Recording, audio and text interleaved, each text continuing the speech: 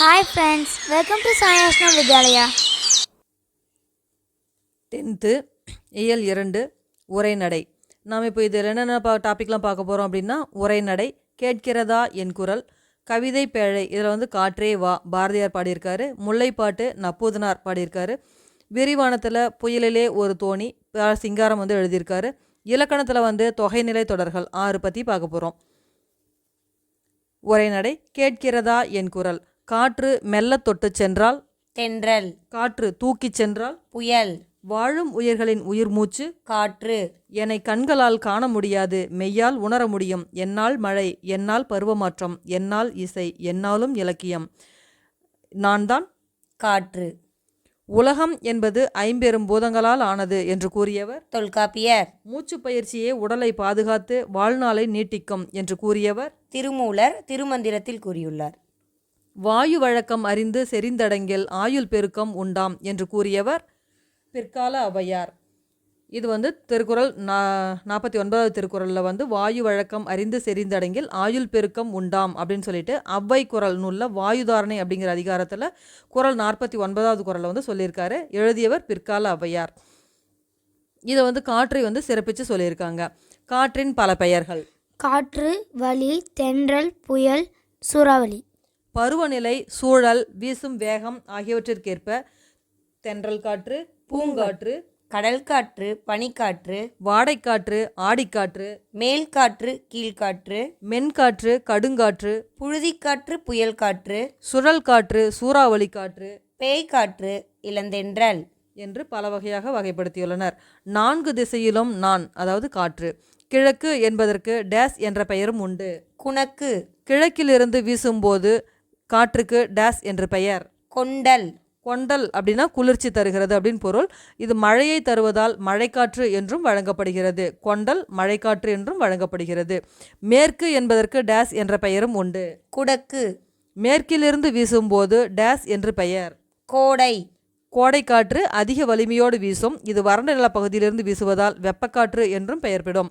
வடக்கு என்பதற்கு டேஸ் என்ற பெயரும் உண்டு. வாடை, வாடைக்காற்று, பனிப்பகுதியிலிருந்து வீசுவதால் இதற்கு ஊதைக்காற்று என்ற பெயரும் உண்டு. தெற்கிலிருந்து வீசும்போது டேஸ் என்ற பெயர் பெறும். தென்றல் காற்று, மரம், செடி, கொடி, ஆறு, மலை, பள்ளத்தாக்கு என பல தடைகளை தாண்டி வருவதால் வேகம் குறைந்து இதமான இயல்பு கொள்வதால் இதற்கு தென்றல் காற்று என்று பெயர். இலக்கியத்தில் காற்று. வண்டொடு புக்க மணவாய் தென்றல் என்ற வரிகள் இடம்பெற்றுள்ள நூல் சிலப்பதிகாரம். எழுதியவர் இளங்கோவடிகள். பத்மகிரிநாதர் தென்றல் விடு தூது எழுதியவர் பலப்பட்டடை சொக்கநாத புலவர். இவர் எழுதிய பாடல் நந்தமிழும் தன்பொருணை நன்னதியும் சேர்பொறுப்பேர் செந்தமிழின் பின்னுதித்த தென்றலே அப்படின்னு சொல்லி தென்றலுக்கு ஒரு பாடலை பாடியிருக்காரு. பத்மகிரிநாதர் தென்றல் விடு தூது. இதில் பலப்பட்டடை சொக்கநாத புலவர் தென்றலை பற்றி பாடியிருக்காரு. நதியில் விளையாடி கொடியில் தலை சீவி நடந்த இளந்தென்றலே என்பது திரைப்பட பாடல். முன்னீர் நாவாய் ஓட்டியாக காற்று. பாய்மர கப்பல்கள் எதனால் இயக்கப்பட்டு கடல் கடந்த பயணங்களுக்கு உதவியது? காற்றால். இதனை நலியிரு முன்னீர் நாவாய் ஓட்டி வழிதொழிலாண்ட உறவோன் மருக கலியியல் யானை கரிகால் வளவ என்ற வரிகள் இடம்பெற்றுள்ள நூல் புறநானூறு. இதனை எழுதியவர் வெண்ணிக்குயத்தியார். இந்த வரிகளில் பாடப்பட்டவர் கரிகால் பெருவளத்தான். இதில் வழிதொழில் ஆண்ட உறவோன் மருக கலியியல் யானை கரிகால் வளவ அப்படின்னு சொல்லிட்டு வழிதொழில் அப்படிங்கிறத இந்த காற்றை பற்றி பாடியிருக்காரு வெண்ணிக்குயத்தியார். கரிகால் பெருவளத்தானை பற்றி பாடியிருக்காரு புறநானூற்று பாடலில். கிரேக்க அறிஞர் டேஸ் என்பவர் பருவக்காற்றின் பயனை உலகிற்கு உணர்த்தினார் என்பது வரலாறு. ஹிப்பாலஸ். பொது ஆண்டு முதல் நூற்றாண்டு. பருவக்காற்றின் உதவியால் நடுக்கடல் வழியாக முசிறி துறைமுகத்திற்கு புதிய வழியை கண்டுபிடித்ததால் அது முதல் யவன கப்பல்கள் சேரநாட்டு துறைமுகத்திற்கு விரைவாகவும் அதிகமாகவும் வந்தன. எனவே இந்த பருவக்காற்றிற்கு ஹிப்பாலஸ் பருவக்காற்று என்று பெயர் சூட்டினர். மழை தரும் காற்று. தென்மேற்கு பருவமழை. இந்த காற்று ஜூன் செப்டம்பரில் இடம்பெறுது. வடகிழக்கு பருவக்காற்று அக்டோபர் டிசம்பர். இந்தியாவின் முதுகெலும்பு. வேளாண்மை. இந்தியாவிற்கு தேவையான எத்தனை விழுக்காட்டு மழையினை தென்மேற்கு பருவக்காற்று கொடுக்கிறது? 70%. வடகிழக்கு பருவ காலங்களில் டேசாய் தவழ்ந்து புயலாய் மாறும். தாழ்வு மண்டலமாய். காற்றின் ஆற்றலை வலிமிகின் வழி இல்லை என்று புறப்பாடலில் கூறியவர் ஐயூர் முடவனார் புறநானூற்று பாடல். காற்றின் ஆற்றலை வலிமிகின் வலி இல்லை அப்படின்னு சொல்லி ஐயூர் முடவனார் பாடியிருக்காரு. மதுரை இளநாகனார் புறப்பாட்டு 55வது பாடலில் கடுங்காற்று மணலை கொண்டு வந்து சேர்க்கிறது என்று காற்றின் எதனை பற்றி கூறுகிறார்? காற்றின் வேகத்தை பற்றி. ஆற்றலாக காற்று. தாவரங்களின் ஒளிச்சேர்க்கையில் எந்த உற்பத்திக்கு உதவுகின்றது காற்று? உணவு ஸ்டார்ச். விதைகளை பல இடங்களிலும் தூவுவதற்கு காற்று பயன்படுகிறது. உயிர் சங்கிலி தொடர் அறுபடாமல் இருக்கவும் நவீன தொலைத்தொடர்பின் மையமாகவும் காற்று விளங்குகிறது. காற்றுள்ள போதே மின்சாரம் எடுத்துக்கொள் என்பது புதுமொழி. காற்றுள்ள போதே தூற்றிக்கொள் என்பது பழமொழி. காற்றை பயன்படுத்தி மின்னாற்றலை உருவாக்கும் போது எதன் தேவை குறைந்து கனிம வள பாதுகாப்பிற்கு காற்று உதவுகிறது? நிலக்கரியின் தேவை. உலக காற்றாலை மின் உற்பத்தியில் இந்தியா இடம்பெற்றுள்ள இடம் 5ஆம் இடம். இந்தியாவில் காற்றாலை மின் உற்பத்தியில் தமிழ்நாடு எத்தனையாவது இடம் பிடித்துள்ளது? முதலிடம்.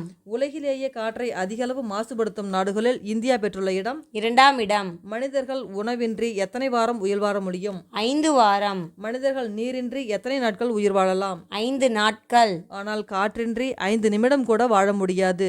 இந்தியா மிகுந்த உயிரிழப்பை தரும் காரணங்களில் காற்று மாசுபாடு பெறும் இடம் 5ஆம் இடம். காற்று மாசுபாடு அடைவதால் குழந்தைகளின் மூளை வளர்ச்சி குறைவதாக ஐக்கிய நாடுகளின் எந்த நிறுவனம் தெரிவித்துள்ளது? சிறுவர் நிதியம். யூனிசெஃப் தான் வந்து குழந்தைகளுடைய மூளை வளர்ச்சி காற்று மாசுபாடு அடைவதனால குறையறதா சொல்லியிருக்காங்க.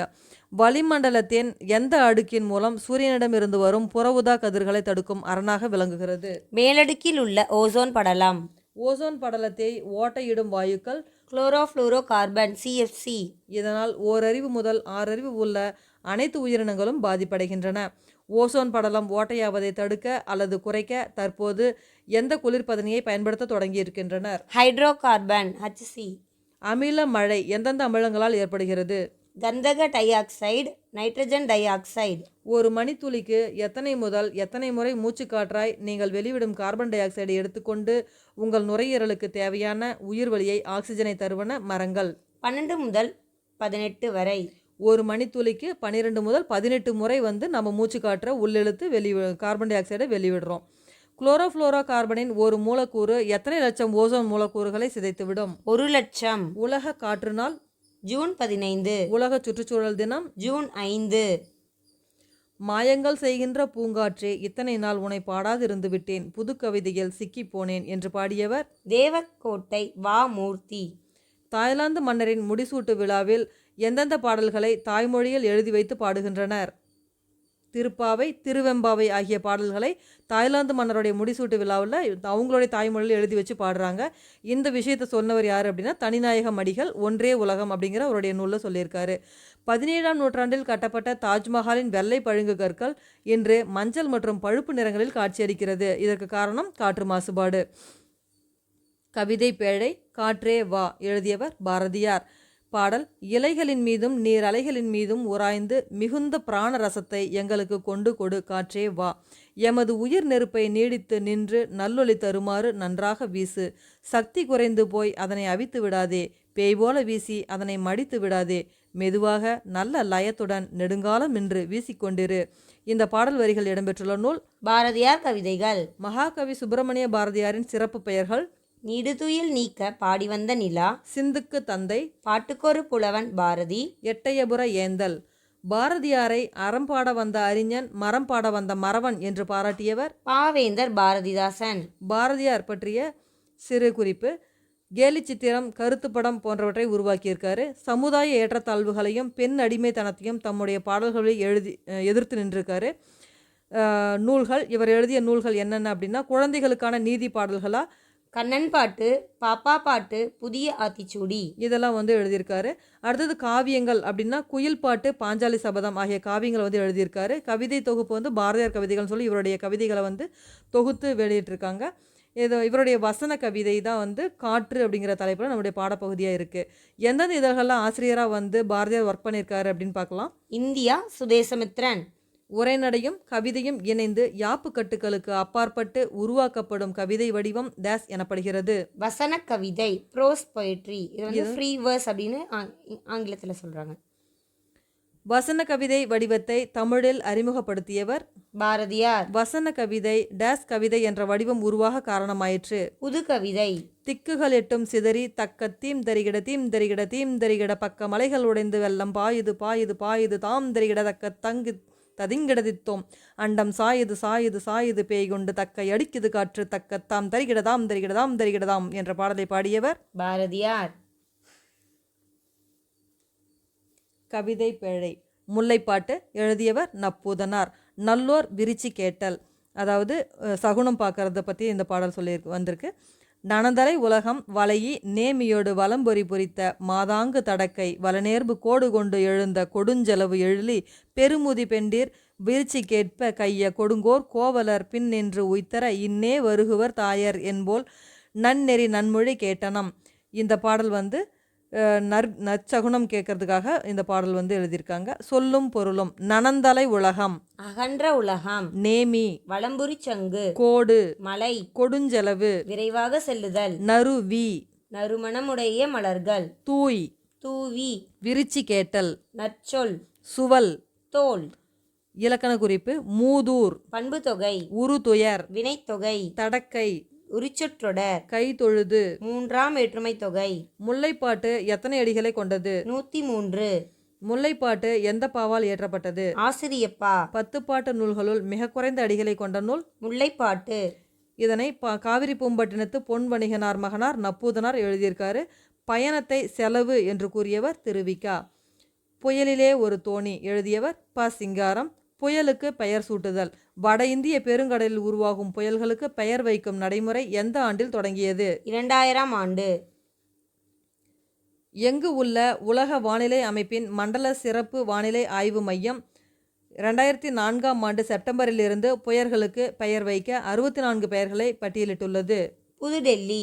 புதுடெல்லியில் இருக்கக்கூடிய உலக வானிலை அமைப்போட மண்டல சிறப்பு வானிலை ஆய்வு மையம் தான் 2004ஆம் ஆண்டு முதல் 64 பெயர்களை வந்து பட்டியலிட்டிருக்கு புயல்களுக்கு பெயர் வைக்கிறதுக்காக. சார்க் அமைப்பில் இருக்கும் எத்தனை நாடுகள் புயல்களுக்கான 64 பெயர்களை வழங்கியுள்ளன? 8 நாடுகள். அவை: வங்கதேசம், இந்தியா, மாலத்தீவுகள், மியான்மர், ஓமன், பாகிஸ்தான், இலங்கை, தாய்லாந்து. புயலுக்கு இந்தியா வழங்கிய 8 பெயர்கள்: அக்னி, ஆகாஷ், பிஜ்லி, ஜல். ஜல் அப்படின்னா 4 பூதங்கள் அப்படின்னு பெயர். லெஹர் அப்படின்னா அலை அப்படின்னு பெயர். மேக், சாகர், வாயு. இதில் பார்த்தீங்கன்னு சொன்னால் அக்னி, ஆகாஷ், பிஜ்லி, ஜல் இந்த 4 பூதங்கள் இது வந்து இவை வந்து இந்தியா கொடுத்து ஏற்கனவே பயன்படுத்திட்டாங்க. இந்த பெயரை வந்து லெஹர் அலை அப்படின்னு கடைசியாக பயன்படுத்தின பெயர். மேக், சாகர், வாயு இதெல்லாம் வந்து இதுக்கப்புறம் வரப்போகிற புயலுக்கு வைக்கக்கூடிய பெயராக இருக்குது. கஜா என்ற புயலின் பெயரினை கொடுத்த நாடு இலங்கை.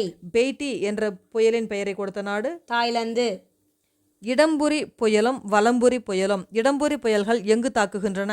வங்கக்கடலில் வீசும் புயல் அமெரிக்கா, சீனா, ஜப்பான் ஆகியவற்றை தாக்கும் புயல்கள். இந்த புயல்கள் வந்து இடம்புரி புயல்கள் அப்படின்னு சொல்கிறோம். வலம்புரி புயல்கள் எங்கெங்கு தாக்குகின்றன? ஆஸ்திரேலியாவின் கிழக்கு கரை, ஹவாய் தீவுகளை தாக்கும் புயல்கள். கொரியாலிஸ் விளைவை கண்டறிந்த அறிஞர் கணித வல்லுனர் காஸ்பர் குஸ்டாவ். அவர் வந்து கொரியாலிஸ் விசையை வந்து கண்டுபிடிச்சிருக்காரு 1835ஆம் ஆண்டு. புயலின் இந்த 2 வகையான சுழற்சிக்கு டேஸ் என்று விளைவு என்று பெயர். கொரியாலிஸ் விளைவு. கப்பித்தான் அப்படின்னா தலைமை மாலுமி, கேப்டன் அப்படின்னு பொருள். தொங்கான் அப்படின்னா கப்பல். பறவை மீன் அல்லது அவுளியா மீன், இது வந்து ஒரு வகையான மீன் வகை. பிளவான் அப்படிங்கிறது இந்தோனேஷியாவில் இருக்கக்கூடிய ஒரு இடம். புயலிலே ஒரு தோணி டேஸ் பற்றிய ப. சிங்காரத்துடைய முதல் புதினம். புலம்பெயர்ந்த தமிழர்கள் பற்றிய முதல் புதினம். ப. சிங்காரம் எழுதிய புயல் அந்த முதல் புதினத்துடைய பேர் புயலிலே ஒரு தோணி. இதில் யாரை பற்றி சொல்லியிருக்காங்க அப்படின்னா புலம்பெயர்ந்த தமிழர்கள் பற்றி எழுதியிருக்காரு. புயலிலே ஒரு தோணி நூலின் டேஸ் என்ற அத்தியாயத்தில் மலேசியா, இந்தோனேஷியா பகுதியில் நிகழ்வதாக அமைந்துள்ளது. கடற்கூத்து. ப. சிங்காரம் அவர்களை பற்றிய சிறு குறிப்பு. இவர் எப்போ பிறந்திருக்காரு இறந்திருக்காரு அப்படின்னா 1920 1997 வரைக்கும் வாழ்ந்திருக்காரு. ப. சிங்காரம் பிறந்த ஊர் சிவகங்கை மாவட்டம் சிங்கம்புணரி. பணி தினத்தந்தி நாளிதழில் வந்து பணியாற்றியிருக்காரு. கொடை 7 லட்சம் ரூபாய் மாணவர்களின் கல்வி வளர்ச்சிக்காக கொடுத்துருக்காரு. நாமக்கல் மாவட்டம் கொல்லிமலை இது பற்றி சொல்லியிருக்காங்க. பல பழவின் பயங்கெழு கொல்லி அப்படின்னு சொல்லி கொல்லிமலையை பற்றி அகநானூற்று வரிகள் சொல்லுது. உனக்கு பாட்டுகள் பாடுகின்றோம், உனக்கு புகழ்ச்சிகள் கூறுகின்றோம். இதில் இடம்பெற்றுள்ள அணி நலன்கள்: எதுகை மோனை. பாடு இமிழ் பனிக்கடல் பருகி முல்லைப்பாட்டு வரி உணர்த்தும் அறிவியல் செய்தி. கடல் நீர் குளிர்ச்சி அடைதல். பாடு இமிழ் பனிக்கடல் பருகி முல்லைப்பாட்டு வரி உணர்த்தும் அறிவியல் செய்தி கடல் நீர் குளிர்ச்சி அடைதலை பற்றி சொல்லியிருக்கு. பெரிய மீசை சிரித்தார் என்பது எவ்வகையான தொடர்? அன்மொழி தொகை. பொறுத்துக. கொண்டல் அப்படின்னா கிழக்கு, கோடை மேற்கு, வாடை வடக்கு, தென்றல் தெற்கு. இயல் 2ஓட இலக்கணம் பின்னாடி பார்க்கலாம். பாடல். மலர்ந்தும் மலராத பாதி மலர் போல வளரும் விழி வண்ணமே விடிந்தும் விடியாத காழை பொழுதாக விளைந்த கலை எண்ணமேன்னு சொல்லிட்டு கண்ணதாசன் திரையிசை பாடல் எழுதியிருக்காரு. பாடல். காற்றே பொய்கையிடம் போனால் குளிர்ந்து போகிறாய், பூக்களை தொட்டால் நறுமணத்தோடு வருகிறாய், புல்லாங்குழலில் புகுந்தால் இசையாகி விடுகிறாய், நெடுநாட்களாகவே எனக்கு ஒரு சந்தேகம், விளக்கிலிருந்து பறிக்கும் சுடர்களை, பூக்களிலிருந்தும் திருடும் நறுமணத்தை, வீணையிலிருந்து கவர்ந்த இசையை எங்கே கொண்டு போய் ஒளித்து வைக்கிறாய் அப்படின்னு சொல்லிட்டு இந்த பாடலை கவிக்கோ அப்துல் ரஹ்மான் பாடியிருக்காரு. கண்ணிற்கு காட்சி தராமல் காண்டற்கு அரியனவாய் இருக்கக்கூடிய மலர்கள் ஆலமலர், பலாமலர். இதை நம்ம பார்க்க முடியாது, கண்ணுக்கு காட்சி தராது, பார்க்கறதுக்கு ரொம்ப கஷ்டமாக இருக்கக்கூடிய மலர் ஆலமலரும் பலாமலரும். மலர் உண்டு, பெயரும் உண்டு, ஆனால் இதுதான் அது என்று உறுதியாக அறிய இயலாது அப்படின்னா சுள்ளி மலர், பாங்கர் மலர். அக இதழ் முதலிய உறுப்புகள் இருந்தும் அவை புறத்தே காட்சிப்படாமல் உள்ளேயே பொதிந்திருக்கக்கூடிய மலர்கள் அத்தி, ஆலம், கொழிஞ்சி, பலா. பயன்பாடு, நாற்றம், விருப்பமின்மை, ஒதுக்கப்பட்டமை ஆகியவற்றால் எளியனவான மலர்கள் நெருஞ்சி, எருக்கு, பூளை, குறி, பூலை, வேலை, ஊமத்தம், கள்ளி, முருங்கை. இதெல்லாம் நம்மளுடைய பயன்பாடு இல்லை, அதனுடைய நாற்றம் நமக்கு பிடிக்காது, அதில் சாப்பிட்றதுக்கு விருப்பம் இருக்காது, இது ஒதுக்கப்பட்டமை, இதனால் எளிய வகையான மலர் வகைகள் இதெல்லாம். இழுப்பை பூக்கள் இனிப்பானவை, இதனால தான் நம்ம சர்க்கரை இல்லாத ஊருக்கு இழுப்பு பூ தான் சர்க்கரை அப்படிங்கிற மாதிரி ஒரு பழமொழி சொல்லுவாங்க. கரடிகள் மரத்தின் மீதேறி இதை பறித்து சாப்பிடும் இழுப்பை பூக்களை. குடிநீருக்கு தன்னுடைய மனத்தை ஏற்றக்கூடிய பூ பாதிரி பூ. மூங்கில் பூவில் காய் தோன்றி கனியாகி அதிலிருந்து ஒரு வகையான அரிசி தோன்றும், இதை தான் மூங்கில் அரிசி அப்படின்னு சொல்கிறோம். பாரதியோடைய வசன நடை. சிட்டுக்குருவி, இதை பேஜ் நம்பர் 46 சொல்லியிருக்கோம். சிறுதானியம் போன்ற மூக்கு, சின்ன கண்கள், சின்ன தலை, வெள்ளை கழுத்து அப்படின்னு சொல்லியிருக்காரு. ஜல் புயல் சென்னைக்கு தென்கிழக்கே 150 கிலோமீட்டர் தொலைவில் மையம் கொண்டிருந்தது, அது சென்னைக்கும் நெல்லூருக்கும் இடையே கரையை கடக்கும் அப்படின்னு சொல்லி ஒரு தகவல் சொல்லியிருக்காங்க. கலைச்சொற்கள். ஸ்டாம் புயல், டொர்னடோ சூறாவளி, டெம்பெஸ்ட் பெருங்காற்று, லேண்ட் பிரீஸ், நிலக்காற்று, சீ பிரீஸ், கடல் காற்று, வேர்ல்விண்ட், சுழல் காற்று. அறிவை விரிவு செய். குயில் பாட்டு பாரதியார். அதோ அந்த பறவை போல. சா முகமது அலி. உலகின் மிகச்சிறிய தவளை. எஸ் ராமகிருஷ்ணன். 10th இலக்கணம் பார்க்குறோம். இதில் என்ன அப்படின்னா தொகைநிலை தொடர்கள் பார்க்க போகிறோம். சொற்றொடர். சொற்றொடர் அப்படிங்கிறது சொற்கள் பல தொடர்ந்து நின்று பொருள் தரது தான் சொற்றொடர் அப்படின்னு சொல்கிறோம், அல்லது தொடர் அப்படின்னு சொல்லலாம். எடுத்துக்காட்டாக நீர் பருகினான், வெண்சங்கு ஊதினான் அப்படின்னு சொல்கிறாங்க. இது தொகைநிலை தொடர்கள். பெயர் சொல்லோடு வினைச்சொல்லும் பெயர் சொல்லும் சேரும் வினைச்சொல், அதாவது பெயர் சொல் கூட வினைச்சொல்லும் பெயர் சொல்லும் சேரும் தொடரின் இடையில் வேற்றுமை உருபுகளோ வினை பண்பு முதலியவற்றின் உருபுகளோ தொக்கி, அதாவது தொக்கி அப்படின்னா மறைஞ்சின்னு சொல்லுவோம். மறைஞ்சு வர்றது தான் மறைஞ்சு இரண்டு அல்லது அதற்கும் மேற்பட்ட சொற்கள் ஒரு சொல் போல நிற்கும்னா அதை தொகைநிலை தொடர் அப்படின்னு சொல்கிறோம். எடுத்துக்காட்டாக பார்த்தீங்கன்னா கரும்பு தின்றான் அப்படிங்கிறது இந்த மேற்கண்ட தொடரில் பார்க்கும்போது கரும்பை தின்றான் அப்படிங்கிற பொருளை உணர்த்துது நமக்கு. இந்த தொடரில் 2 சொற்களுக்கும் நடுவில் ஐ அப்படின்னு சொல்லக்கூடிய உருபு மறைஞ்சு நின்று அந்த பொருளை தருது. எனவே இதை தொகைநிலை தொடர்னு சொல்கிறோம். ஐ அப்படிங்கிறது பார்த்தீங்கன்னா 2ஆம் வேற்றுமை உருபு. இந்த தொகை தொக்கி நிற்கிறதுனால 2ஆம் வேற்றுமை தொகை அப்படின்னு நம்ம சொல்லலாம். தொகைநிலை தொடர் 6 வகைப்படும். இது வேற்றுமை தொகை, வினைத்தொகை, பண்பு தொகை, ஓமை தொகை, உண்மை தொகை, அன்மொழி தொகை அப்படின்னு சொல்லிட்டு நமக்கு வேற்றுமை தொகைகள் 6 வகைப்படும். 6 வகைப்படுது. முதல்ல ஒன்று பார்த்தீங்கன்னா வேற்றுமை தொகை. எடுத்துக்காட்டாக மதுரை சென்றார். இந்த தொடர் மதுரைக்கு சென்றார் அப்படின்னு விரிந்து நின்று பொருள் தரதுனால இது நமக்கு 2 சொற்களுக்கும் இடையில கூ அப்படின்னு சொல்லக்கூடிய இந்த வேற்றுமை உருபு மறைஞ்சு நிற்குது. இந்த கூ அப்படிங்கிறது பார்த்தீங்கன்னா 4ஆம் வேற்றுமை உருபு. 4ஆம் வேற்றுமை உருபு கூ அப்படிங்கிறது மறைஞ்சு நிற்கிறதுனால நம்ம இது 4ஆம் வேற்றுமை தொகை அப்படின்னு சொல்கிறோம். 4ஆம் வேற்றுமை தொகை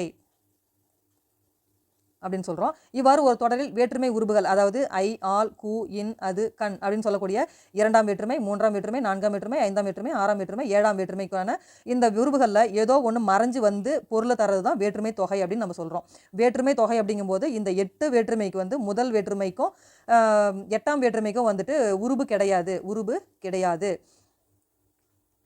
மற்ற வேற்றுமைகளுக்கு 2ஆம் வேற்றுமை ஐ, 3ஆம் வேற்றுமை உருபு ஆல், 4ஆம் வேற்றுமை உருபு கூ, 5ஆம் வேற்றுமை உருபு இன், 6ஆம் வேற்றுமை உருபு அது, ஏழாம் வேற்றுமை உருபு கண். இதுக்கெல்லாம் வந்து இந்த வேற்றுமை உருபுகள் வரதுனால இது வந்து வேற்றுமை தொகை அப்படின்னு சொல்கிறோம். நம்ம இரண்டாம் வேற்றுமை தொகை, மூன்றாம் வேற்றுமை தொகை, அந்த மாதிரி அந்த ஐ உருபு, ஆள் உருபு, கூ உருபுகள்லாம் மறைஞ்சு வரும்போது அதை நம்ம வந்து சொல்கிறோம். அடுத்ததாக பார்த்தீங்கன்னா உருபும் பயனும் உடன் தொக்க தொகை அப்படிங்கிறத சொல்கிறோம். எடுத்துக்காட்டாக பார்த்தீங்கன்னா தேர்ப்பாகன் அப்படிங்கிறத வந்து சொல்கிறாங்க.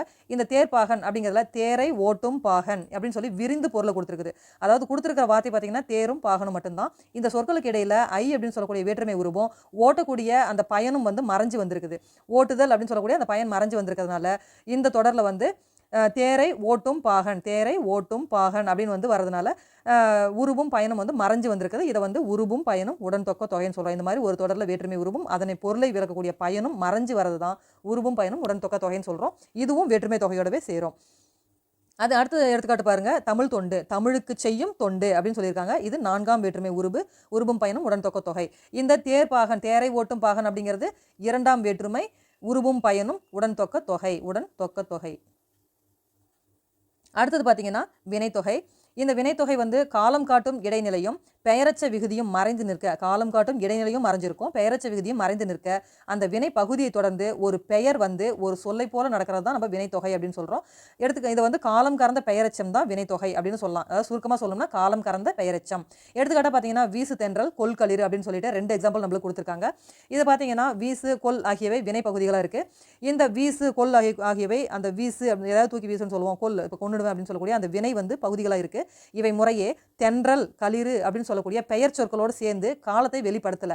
வீசு தென்றல், கொல் களிறு அப்படின்னு தான் வந்து சொல்லியிருக்காங்க. இதில் வந்து காலம் வந்து வெளிப்படுத்தாது இருக்கனால காலம் கறந்த பெயரச்சம் அப்படின்னு நம்ம இதை சொல்கிறோம். இதை பார்த்தீங்க அப்படின்னு சொன்னால் காலத்தை காட்டாமல் இருக்குது. காலத்தை வந்து நம்ம அந்த வீசு தென்றல் அப்படிங்கிறத வீசிய காற்று, வீசுகின்ற காற்று, வீசும் காற்று, அதாவது வீசிய தென்றல், வீசுகின்ற தென்றல், வீசும் தென்றல் அப்படின்னு சொல்லலாம்.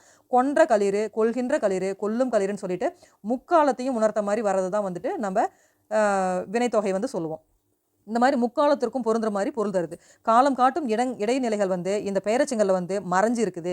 இந்த வினைப்பகுதியை அடுத்து பெயர்ச்சொல் அமைந்த சொற்றொடர்களில் தான் இந்த வினைத்தொகை வந்து அமையும். வினைப்பகுதியை அடுத்து பெயர்ச்சொல் அமைந்த சொற்றொடர்களில் மட்டும்தான் இந்த வினைத்தொகை வந்து அமையும். அதை தான் வந்து முன்னாடியே பார்த்தோம். காலம் கறந்த பெயரெச்சம், காலம் கறந்த பெயரெச்சம்.